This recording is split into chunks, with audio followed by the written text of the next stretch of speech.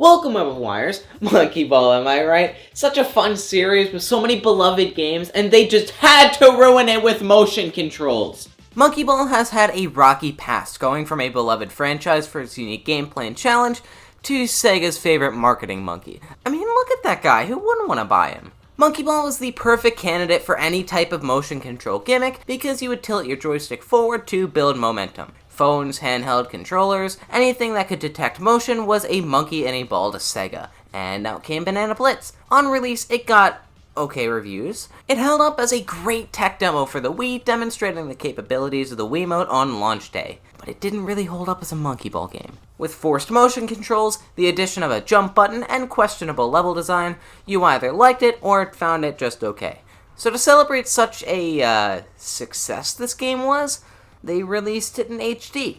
This is not gonna end well. The most noticeable change in the HD game is the removal of motion controls. You'd think they would at least give the player the option to still use motion controls, but no, joystick only. And right off the bat, you can tell this game was not designed around these controls. Sega did change some of the levels to give older players a new challenge, but it didn't really work out in their favor. Ramps were changed to narrow lines, and some of the guardrails were removed. It added a needed bit of challenge to this game, but here's the thing.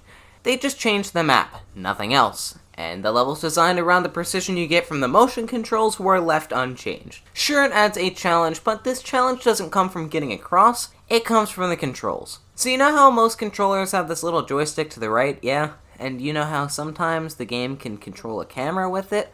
Well, what if I told you that in this game, it does nothing? Because it doesn't do anything. Bad controller or not, this is my biggest issue with the game. I know that in the original there weren't any camera controls. Great. Who cares? But if you're gonna remake this game in Unity, at least throw in some camera controls. Instead, it locks to wherever you're heading. Now on most levels, this is okay. But remember when I said that they changed the levels to make things a bit harder? Well, they never adjusted the camera to fit with these new playstyles. So the challenge doesn't even come from the level. No, the challenge comes from moving the camera towards the level.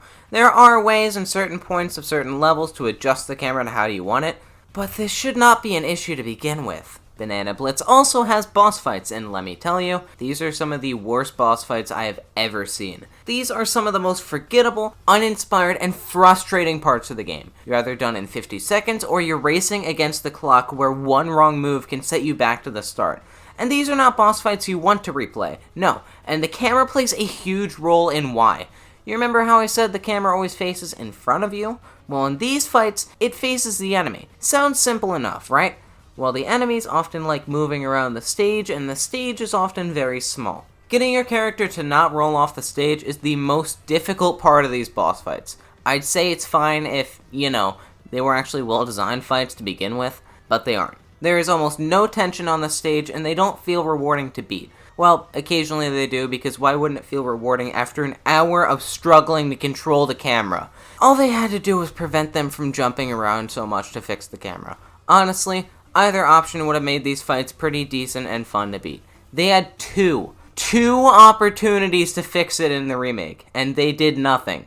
At its core, this game is fine. Nothing crazy, nothing special, just fine. But it really wouldn't be a Monkey Ball game without minigames, right? The original Banana Blitz had a whopping 50 minigames to pick from. Most of them were bad, but demonstrated how the Wiimote can be used. And in the HD port, take 50 divided by 5. That's how many are left. Seesaw Ball, it feels tailor-made for motion controls without any. Space Monkey Attack, it's Monkey Galaga. Slingshot, again, feels designed around motion controls, just without them. Dangerous Route, just play the main game. Hurdle Race, a fun one-time game I couldn't see myself going back to. Hammer Throw, do I need to say it a third time? Hovercraft Race, it's boring. Monkey Snowboard, it's a monkey on a snowboard. Monkey Target, a decent high-score-based minigame. Whack-a-mole, it's whack-a-mole. And that's everything. There's not really much to say, they're all decently polished up from their originals, but they go by pretty quickly. Even though having 50 minigames with some good and some bad, I'd rather have that than 10 polished minigames. They weren't really designed to last very long for replayability, so why should I play them again? And this is the kind of trend that you'll see with this game. Stuff being removed or replaced for what seems like a minor improvement, but just makes the game feel that much more unfinished. I think the best way to describe the gameplay differences without having to play it is the presentation of it all. This game has a remade soundtrack, not because it's better, but because of licensing issues. At least I think I read that somewhere, don't quote me on that. Anyways, the new soundtrack is good. At times, I really enjoyed it, but there's just that tiny little something that sounds cheap. I mean, I can't really place my finger on why, but if I were to guess, it's because they're trying to capture that same feeling of the original soundtrack without, modernizing it a bit? I don't know.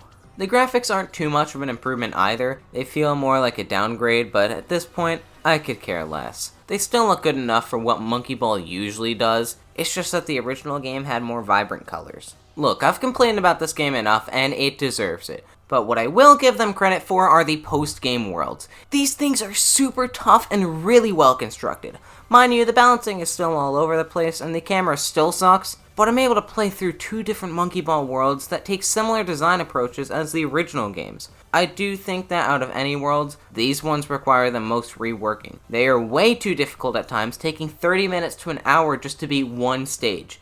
But I felt like I was playing Monkey Ball, not a tech demo.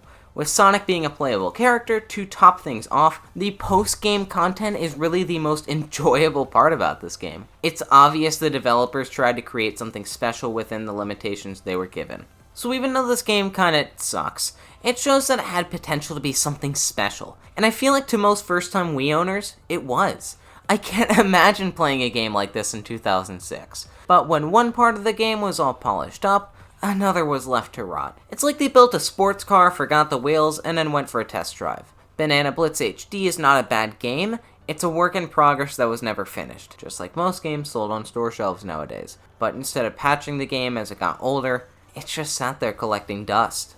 Banana Blitz HD is a game I can recommend to very, very few people. For like 10-15 bucks, it's alright, but around that price point you can find a better game pretty easily. Hey, even another Monkey Ball game isn't too hard to find around that price.